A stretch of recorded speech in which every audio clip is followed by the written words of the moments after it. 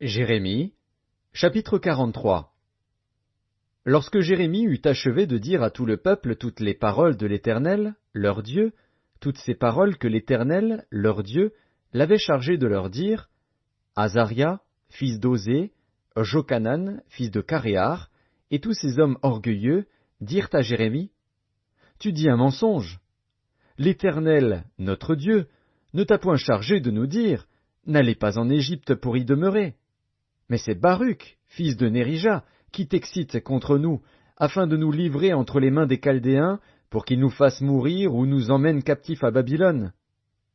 Jochanan, fils de Caréar, tous les chefs des troupes et tout le peuple n'obéirent point à la voix de l'Éternel, qui leur ordonnait de rester dans le pays de Juda.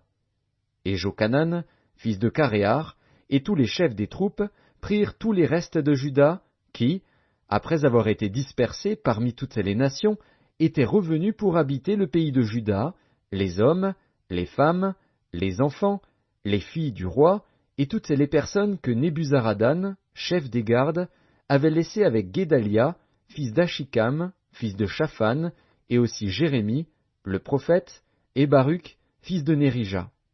Ils allèrent au pays d'Égypte, car ils n'obéirent pas à la voix de l'Éternel, et ils arrivèrent à Tachpanès.